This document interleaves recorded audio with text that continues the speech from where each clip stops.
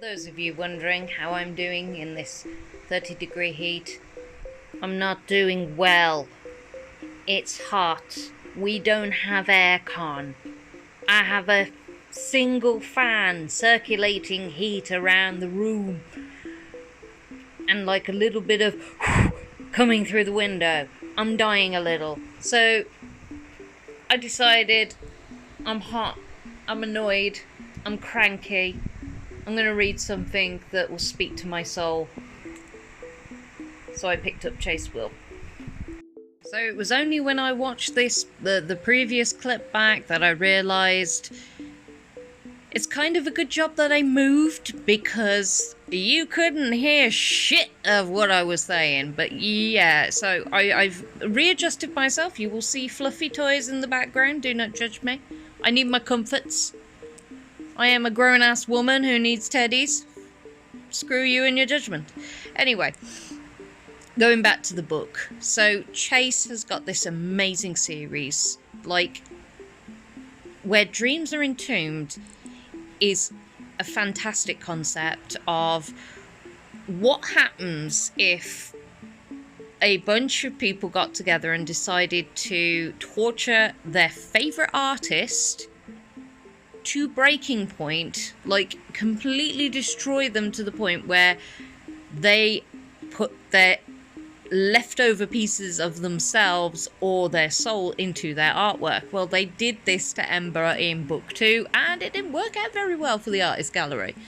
The end of the book, we find out that Ember was given a list of people and their addresses who were part of the artist gallery, and she goes off on a revenge thing, but then realising it kind of left her hollow and it didn't really solve anything for her, it didn't give her any kind of release, or I don't know, it didn't really fill the void that had been left by all the darkness that they put into her, so it's still lingering there.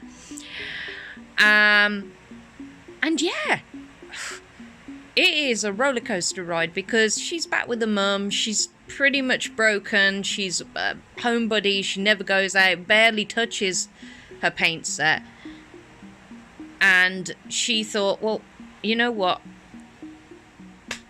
I'm not a killer. I will try and live a normal life. The artist gallery aren't too happy about their clientele being killed off, so obviously they send in somebody who they've been watching for quite a while, a guy called Brett, who can only be described as an injustice collector. He is one of these people that believes that he is killing people that are bad because he's on a mission to rid the world and become popular and famous for basically being a vigilante. And he gets caught out by the artist gallery, who decide to use his expertise to basically put the shits up Ember and take away the only thing she has left. Her sanity, her heart is shattered. They just keep taking pieces of her until she's void of emotion.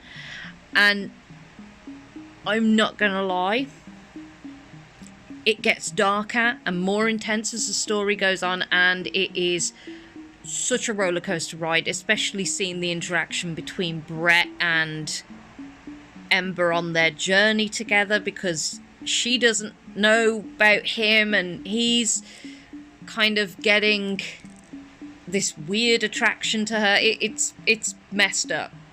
But it's Chase, and Chase knows how to do a good story, pulling it together with these incredibly developed and deep, intense characters with so much going on. And then we meet people like Abraham, who runs the whole thing after, you know, Ember offed his kid, who owned the gallery originally. We meet Bella, who is basically just a pixie hellfire Barbie doll, messed up little shit. We meet the guy who basically gave Ember the ammunition to go after the artist gallery, called Art. Love that, by the way. It is insane how much work and how much visual like description is in this book. It's basically as if somebody took the scene from the end of Who Framed Roger Rabbit, where they crash through the brick wall and you see all those smiling, happy flowers, and that's how I had kind of imagined the abstract, with a tad bit of Hellraiser mixed in, which is kind of a terrifying thought if you think about it, but this is the series for you.